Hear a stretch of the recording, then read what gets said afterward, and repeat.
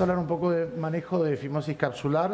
Esta es puede ser una complicación de la cirugía, pero es algo que puede aparecer sin que se complique y no va a aparecer solo en la pseudofoliación, va a aparecer en otras patologías. Básicamente, el motivo de la charla es mostrar que muchas veces es un diagnóstico que pasa desapercibido si no lo buscamos y hay que tenerlo en cuenta. Nosotros lo vemos muchísimo en las pseudofoliaciones. Y básicamente, ¿qué es la fimosis capsular? Es eso que están viendo acá en la pantalla. Si el paciente, por ejemplo, tiene pseudofoliación, una cosa que no va a hacer es dilatar bien ni en el pre ni en el postquirúrgico, pero muchas veces estos pacientes vienen con un aumento de la presión. El cirujano dice, hice la cirugía de Facu y se me desreguló el glaucoma que tenía antes. Otros un poco más sinceros dirán, tendría que haberle hecho una combinada porque tenía glaucoma. Y además no solo nos va a dar hipertensión, sino que nos va a dar hipotonía en los momentos alejados. Y estos pacientes generalmente van a una cirugía de trabeculectomía o una válvula. Entonces, siempre que tenemos la pupila sin dilatar, hay que pensar en dilatarla y ver lo que dice Glor de look for, buscar que no tengamos este síndrome por atrás. Básicamente, la fimosis capsular está en los ojos con pseudofoliación, con retinitis pigmentosas, en las retinopatías diabéticas avanzadas, pero puede estar en otras patologías o puede estar sencillamente en ojos inflamatorios cuando se hizo una rexis chica durante la cirugía. ¿Qué hace la fimosis capsular? Fue descrita por Naumann en Alemania. Cursa en su primera etapa con una etapa de hipertensión ocular. O sea, de un paciente pseudofáquico operado que le empezó a aumentar la presión en ese ojo. Y eso lo hace por tracción de la zona ciliar. Entonces le empiezan a poner una gotita, dos gotitas, le indican la trabeculectomía. Lo que había que hacer muchas veces en un paciente pseudofáquico es dilatar ese paciente y ver que no sea la fimosis la que me está elevando la presión ocular. ¿Por qué? Porque la voy a poder resolver de forma muy sencilla haciendo un check láser y de esa forma el paciente vuelve a su postquirúrgico habitual y le ahorramos una segunda cirugía.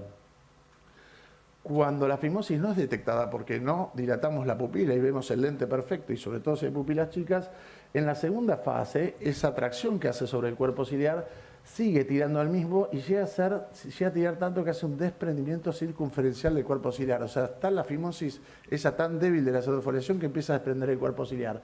Entonces vemos pacientes que tenían la FACO, se subió la presión, dijeron, bueno, vamos a hacerle ahora entonces un procedimiento para bajar la presión, le hacen una trabeculectomía o le hacen una EPNP y se encuentran que después tiene una fase de hipotonía y dicen, se nos fue la mano con la cirugía, con el 5-fluoracilo. Y en realidad es la misma fimosis que no fue detectada. Entonces, como principio es acordarse que la primera etapa va a cursar con una hipertensión. Si el paciente es pseudofáquico de un ojo, nos va a llamar la atención que es de ese solo. Y si no hacemos el diagnóstico, en la segunda fase va a cursar con una hipotonía ocular por el desprendimiento del cuerpo ciliar. También hay que acordarse que en la primera fase puede presentar, además del aumento de la presión, un mayor astigmatismo que el que percibimos en el postquirúrgico inmediato. ¿Y por qué se va a hacer esto? Porque el lente empieza a hacer un tilting, se empieza a inclinar, como mostraron recién perfectamente bien, y entonces los dos signos van a ser la hipertensión ocular en el ojo operado y el astigmatismo del lente. ¿Cómo lo voy a ver? Generalmente el paciente viene como lo ven acá, en la evaluación biomicroscópica sin la midriasis. Muchas veces es una pseudofoliación, lo vamos a confundir justamente con por ejemplo, por una subluxación del complejo lente-BAC, y en realidad corresponde dilatarlo al paciente, y cuando le dilatamos vemos que la subluxación es hacia abajo, pero esto está perfectamente centrado, y entonces con eso es suficiente para hacer el diagnóstico de fimosis capsular. Fíjense acá cómo se ve perfectamente con el reflejo rojo. Este es un paciente que viene 10 años después de la cirugía de catarata y dice, vengo porque no veo del ojo que me operaste y no veo del otro. Claro, vino 10 años sin control y acá es el primer caso que vimos de una fimosis que directamente se llegó a cerrar totalmente y nos llamó la atención este reflejo que estaba acá y si hacemos el reflejo rojo por retroiluminación, si se dan cuenta lo que ven acá es el áptica que está totalmente doblada sobre el cuerpo del lente intraocular. Es decir, que la fuerza de la fimosis es tal que llega a plegar completamente el lente por arriba. Casos más avanzados, la subluxación y a veces lo que hemos visto con los retinólogos, empecé a ver mal, está el lente con la fimosis totalmente luxado y caído a la cavidad vítrea o a la retina. ¿Por qué la importancia de ver esto? Porque es un cuadro que se resuelve muy fácilmente. Si ustedes están en presencia de una fimosis, pueden hacer una UVM o un OCT para comprobar la tracción del cuerpo ciliar, pero aún si tiene el astigmatismo o no, y si está la hipertensión o no, la resolución es con Jack Laser y es muy fácil, entonces se puede hacer directamente para prevenir que esa zónula, que ya es muy pobre por tener una pseudofoliación, no nos traiga mayores problemas después. Básicamente lo que hacemos es aplicar un disparo de llaga acá, otro acá, otro acá y otro acá, y al ratito van a ver que se empieza a abrir, y si citan al paciente 1 o 2 semanas más tarde, esto va a estar abierto así, lo cual demuestra que la tracción era tal que siguió abriendo la zona de la fimosis. Acá vamos a ver un video muy cortito de cómo se hace. Esto lo hacen con un milijoule, con cualquier jet laser, lo pueden hacer con el lente capsulotomía de Abraham o lo pueden hacer directamente por visualización directa, y fíjense, no hay que irse muy profundo, van a ver que los impactos son justo en el borde libre de la rexis anterior, y esto es como la era de hielo, con que hagan un golpecito después se va a seguir quebrando solo. Entonces no irnos muy profundo, sino buscar el borde de la fimosis, y hacemos 2 o 3 aplicaciones de láser ahí, y en el momento van a ver cómo se empieza a abrir y se empieza a ir hacia atrás. En esa primera no, pero en la segunda van a ver que apenas impactamos se empieza a abrir. Con eso es suficiente. Y tratamos de hacer 4 descargas de la rexis para que la fuerza se distribuya homogéneamente. En general esto cursa con una recuperación muy rápida. Si el paciente está en hipertensión suele bajar a la hora que se le toma la presión normal. Van a chequear que la refracción, si tenía el astigmatismo aumentado, el lente se endereza y vuelve a disminuir.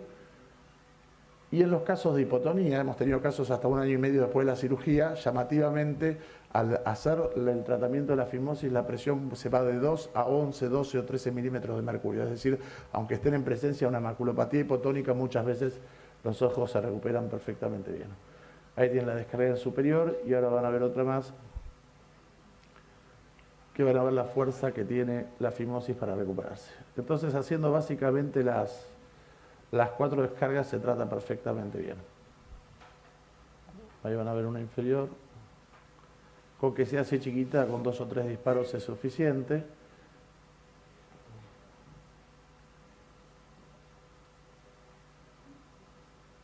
Ven que hay que chequear que se rompa el anillo. A veces es bastante grueso, hay que subirle a 2 milijoule, 2 milijoule y medio. Depende del láser que tengan, pero con eso es más que efectivo. Y van a ver otro lugarcito donde creo que se abre enseguida. Hace la mía. Ahí. Generalmente van a poder hacer 4, si la midriasis no lo permite. Ven como apenas impactó se abrió. Esa es la tensión que hace. Y si no, hacen 2 o 3 lo más distribuidos posibles. Un caso clínico para ver lo que pasa. Este es un paciente con un cierre angular funcional perfecto. Acuérdense que la pseudofoliación 1 de cada 3 cursa con un cierre angular, la pupila chiquita, un cristalino grande, el adelanto del diafragma herido cristaliniano, y se le hace la FACO, mejora la agudeza visual, le quitan la hipermetropía, la presión baja a 10, fue una FACO combinada y tiene una buena cámara. Cuando vuelve el paciente, fíjense, a los 6 meses ya tiene 20 milímetros de mercurio que tenía 10, tiene una agudeza visual de 1/10 y además tiene un astigmatismo no explicado.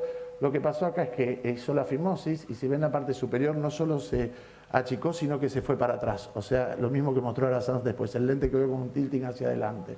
En este caso se le hizo el tratamiento de la capsulotomía anterior, la posterior.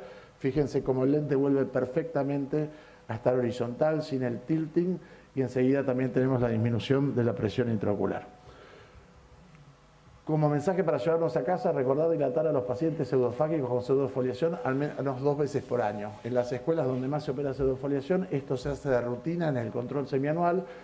En el caso de un paciente presente hipertensión ocular o hipotonía, indispensable dilatar la pupila antes de adoptar cualquier otra conducta. Si no, la fimosis va a pasar desapercibida y vamos a pasar de la fase de hipertonía a la hipotonía. Hacer la capsulotomía anterior y a veces la capsulotomía posterior, porque es un procedimiento muy sencillo y de bajo riesgo que suele neutralizar el problema. Y tener en cuenta que las capsulorexis más amplias durante la cirugía de catarata en general ayudan siempre a prevenir esta situación. Muchas gracias.